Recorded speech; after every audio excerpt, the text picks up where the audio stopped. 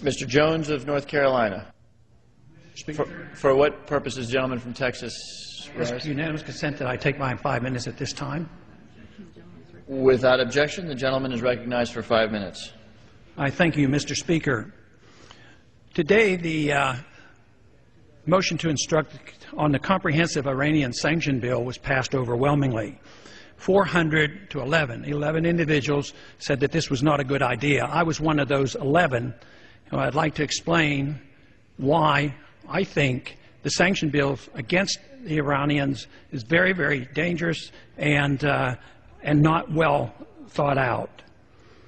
Sanctions are very serious. Sanctions are literally an act of war. When you prevent certain goods and services going into a country, it's like a blockade. There's no advantage to us to do this.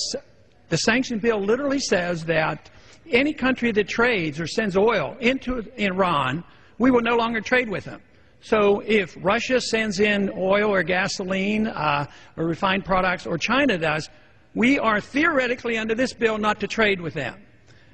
Can you think of anything more chaotic than having a trade war with China at this particular time? So often, well-intentioned foreign policy procedures backfire, they have unintended consequences, and there's too often blowback. Today, unbelievably, we are engaged in so many places in the world, and we can't afford it. Our foreign policy costs us $1 trillion a year to operate. We're in 135 countries. We have over 700 bases throughout the world. We are engaged in military confrontation in Iraq, Afghanistan, and Pakistan. We're bombing in Yemen, and as well as having surrogates fighting in Somalia. We're flat out broke. The policy is driving our enemies into the hands of the Chinese, and here we are looking for another war. It makes no sense whatsoever.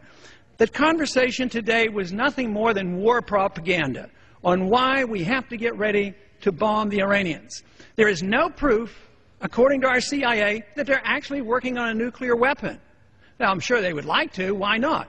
Everybody around them have it, so it would be logical that if they're surrounded and threatened and intimidated with all their people around them, why wouldn't they want one? Well, of course they do. But others have it. They have never been found in violation of the Non-Proliferation Treaty. Never. And yet, Pakistan, India, and Israel, they don't even belong.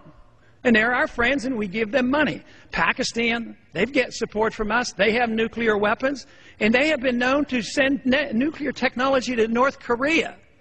So the whole process makes so little sense. The language today was used that, well, we have to go in because of the weapons of mass destruction. They're going to have missiles, and they're going to attack us. It's identical to the propaganda promoting in 2002, in 2001, before we attacked Iraq. So the same process is occurring. Try to generate all this excitement about the need to use hostilities.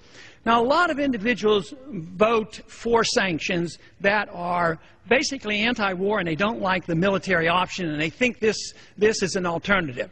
I think that is deeply flawed thinking, because sanctions lead to hostilities. And if you commit to the sanctions, you're really committing to the next step. The sanctions of the 1990s and the year 2000, the sanctions on Iraq, eventually led to the hostilities and the war and the invasion. So what did that invasion of Iraq do? Did we find any al-Qaeda there? No. We found out that Saddam Hussein wouldn't allow the al-Qaeda there. No weapons of mass destruction. We've turned the country upside down, hundreds of thousands of people injured and killed. We have suffered devastating problems from this. And what has happened? We turned the government of Iraq over to the Shiites, who are allies with the Iranians. So that whole policy has actually backfired. So now what we're doing to the Iranians is driving them into the pockets of the Chinese. The Chinese are pretty good capitalists these days. They work hard, they produce, they sell us certain goods and services. We pay them, they save their money, and they're starting to invest. So they're investing around the world in natural resources. And what are we doing? All we're doing is trying to take over the world with natural resources so we have control of oil. This is a mercantilistic idea. It's ancient, and it takes you back to almost colonial times. So this, I think, shows that our policies are deeply flawed. I sure would have wished this vote would have come out differently, and I warn, this was a very dangerous vote. The gentleman's time has expired.